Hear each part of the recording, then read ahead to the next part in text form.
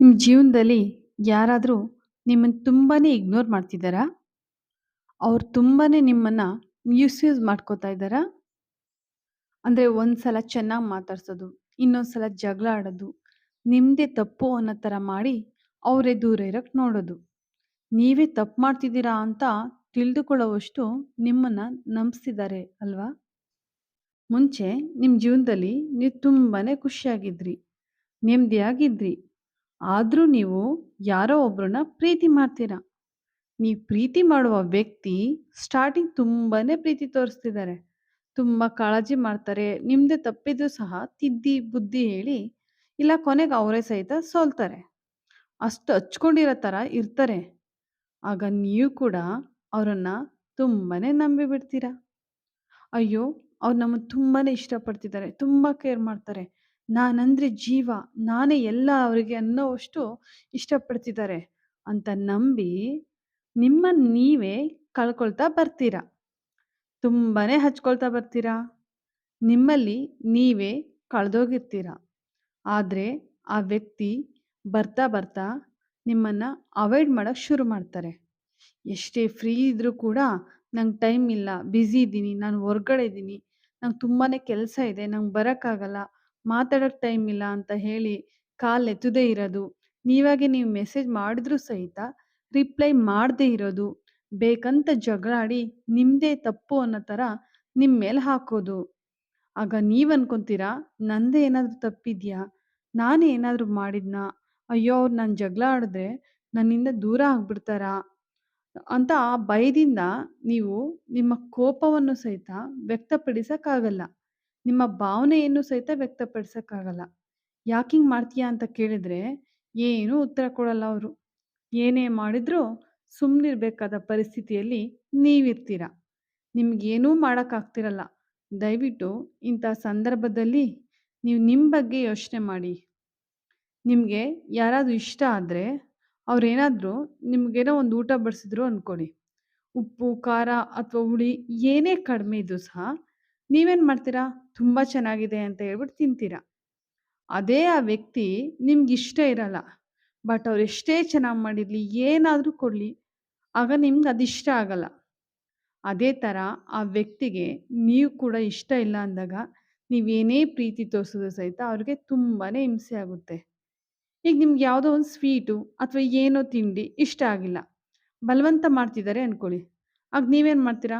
ಬೇಡ ಅಂತೀರಾ. ಆದರೂ ತುಂಬಾನೇ ಬಲವಂತ ಮಾಡಿದ್ರು ಅನ್ಕೊಳ್ಳಿ. ಆಗ ಒತ್ತಾಯವಾಗಿ ಬೇಜಾರು ಮಾಡ್ಕೊಂಡು ತಿಂತೀರಾ. ಆವಾಗ ನಿಮ್ಗೆ ಎಷ್ಟು ನೋವಾಗುತ್ತಲ್ವಾ? ಅದೇ ನಿಮ್ಗಿಷ್ಟ ಇದ್ದಿದ್ರೆ ಎಷ್ಟು ಖುಷಿಯಿಂದ ತಿಂತೀರಲ್ವಾ? ಅದೇ ಥರ ಒಂದು ಸಂಬಂಧದಲ್ಲೂ ಸಹಿತ ಅವ್ರಿಗಿಷ್ಟ ಇದ್ದರೆ ಮಾತ್ರ ನೀವು ಜೊತೆಲಿರಬೇಕು. ನೀವು ಬಲವಂತವಾಗಿ ಏನಾದರೂ ಅಲ್ಲೇನಾದರೂ ಪ್ರೀತಿ ತೋರಿಸಿದ್ರು, ಆ ಪ್ರೀತಿ ನಿಜವಾಗ್ಲೂ ಮನಸ್ಸಿಂದ ಆಗಿರಲ್ಲ. ಅವ್ರಿಗೂ ಸಹಿತ ಅಷ್ಟೇ ಅವ್ರಿಗೆ ಇರಿಟೇಷನ್ ಆಗ್ತಾ ಇರುತ್ತೆ. ನೀವೆಷ್ಟು ಪ್ರೀತಿ ತೋರಿಸಿದ್ರು ಅವರಿಗೆ ತುಂಬಾನೇ ನೋವಾಗ್ತಾ ಇರುತ್ತೆ.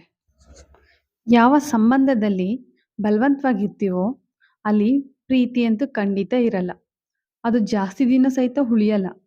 ಎಷ್ಟು ಅಂತ ಬಲವಂತವಾಗಿರೋಕ್ಕಾಗುತ್ತೆ?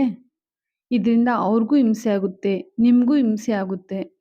ಅವ್ರಿಗೂ ನೋವು, ಮತ್ತೆ ನಿಮಗೂ ನೋವು. ಆ ನೋವು ಪಡೋದಕ್ಕಿಂತ, ಬಲವಂತ ಮಾಡೋದಕ್ಕಿಂತ ದೂರ ಬಂದ್ಬಿಡಿ.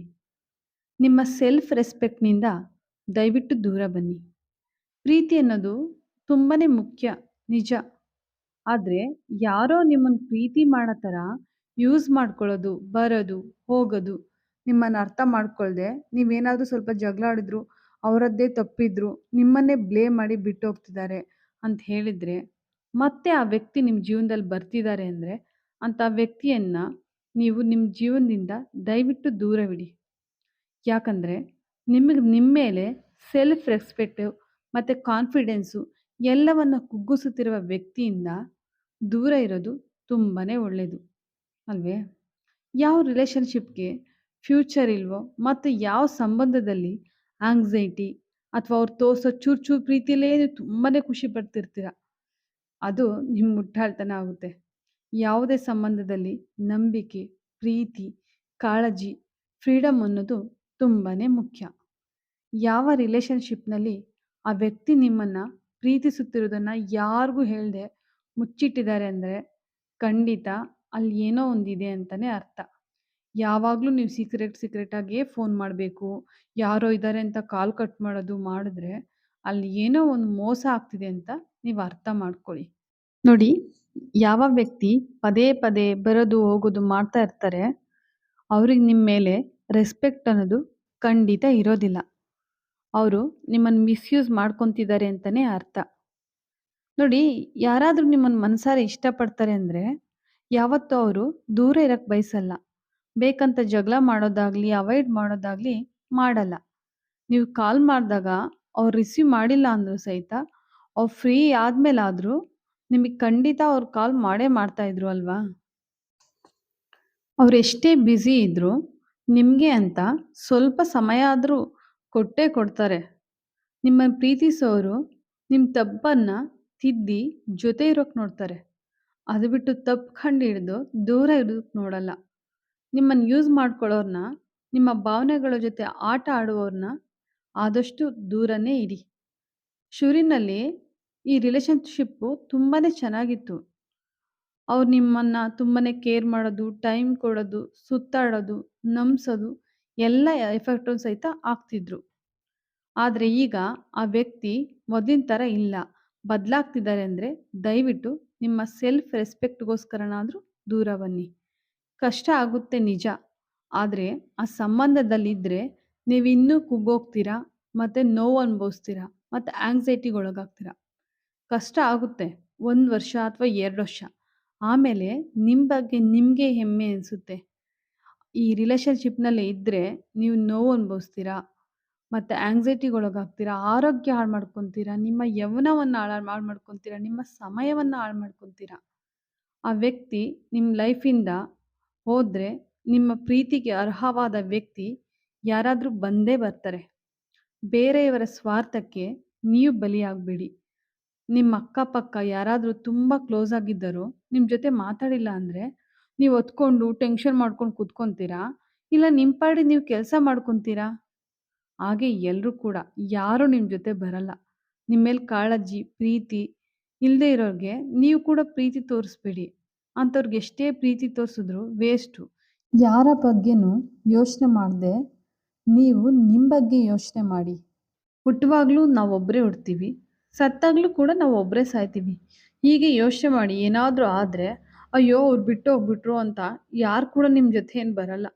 ಸ್ವಲ್ಪ ದಿನ ಅಳ್ತಾರೆ, ಆಮೇಲೆ ಅವ್ರು ಮರೀತಾರೆ ಅಷ್ಟೇ. ಸೊ ದಯವಿಟ್ಟು ನೀವು ನಿಮ್ಮ ಬಗ್ಗೆ ಯೋಚನೆ ಮಾಡಿ, ಬೇರೆಯವ್ರ ಬಗ್ಗೆ ಯೋಚನೆ ಮಾಡಬೇಡಿ. ಮತ್ತು ನಿಮ್ಮ ಸಮಯ, ನಿಮ್ಮ ನೆಮ್ಮದಿಯನ್ನು ನೀವೇ ಹಾಳು ಮಾಡ್ಕೋಬೇಡಿ.